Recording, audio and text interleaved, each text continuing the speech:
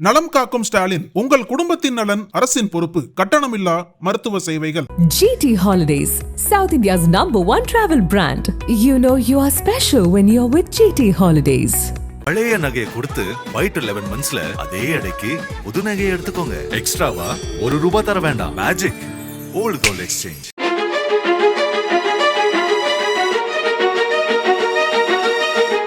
திண்டுக்கல் மாவட்டம் நத்தம் அண்ணா நகரை சேர்ந்தவர் 29 வயதான ஆமு என்கிற ரபீக் ராஜா.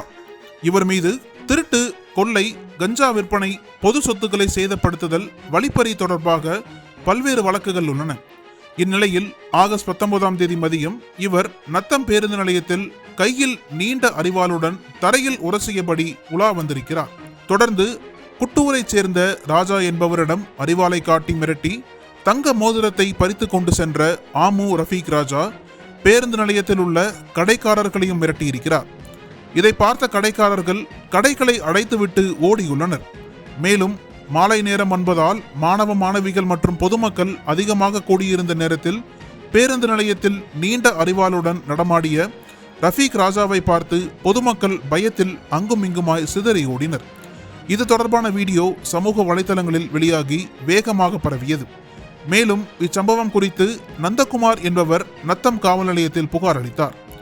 அதன் பேரில் சம்பவ இடத்திற்கு விரைந்து வந்த நத்தம் காவல் நிலைய inspector Sivaramakrishnan, sub inspector Krishnakumar உள்ளிட்ட போலீசார் பேருந்து நிலையத்தில் அரிவாளுடன் சுற்றித் திரிந்த ரபீக் ராஜாவை சுற்றி வளைத்து பிடித்து அவரிடமிருந்து அரிவாளை கைப்பற்றினர். மேலும் இச்சம்பவம் தொடர்பாக வழக்கு பதிவு செய்த நத்தம் போலீசார் அவரை கைது செய்து நத்தம் நீதிமன்றத்தில் ஆஜர்படுத்தினர். அப்போது நீதிமன்றத்திலும் தகராறு செய்ததாக கூறப்படுகிறது. பின்னர் போலீஸ் பாதுகாப்புடன் அவரை மதுரை மத்திய சிறையில் அடைத்தனர். இச்சம்பவத்தால் நத்தம் பேருந்து நிலைய பகுதியில் 1 மணி நேரம் பெரும் பரபரப்பு காணப்பட்டது. மேலும் ரபீக் ராஜா இன்ஸ்டாகிராமில் கச்சா நத்தத்தை சேர்ந்த பிரபல ரவுடி சுல்லான் அகிலனின் வீடியோக்களை பார்த்து அதேபோல் தானும் ரவுடியாக வேண்டுமென மாசாக இன்ஸ்டாகிராமில் ரீல்ஸ் வெளியிட்டுள்ளார். அதில் மது பாட்டில்களுடன் காவல் நிலையத்திலும் சிறையிலும் சென்று வீடியோக்களை பதிவு செய்து இன்ஸ்டாகிராமில் பதிவிட்டு வந்திருக்கிறார். இன்ஸ்டாகிராமில் தான் பெரிய ரவுடி என காட்டிக்கொள்ள நினைத்து பந்தா காட்டியவருக்கு காவல்துறையின் சிறப்பு கவனிப்புக்கு பின் தற்போது கம்பி எண்ணும் நிலை ஏற்பட்டிருக்கிறது.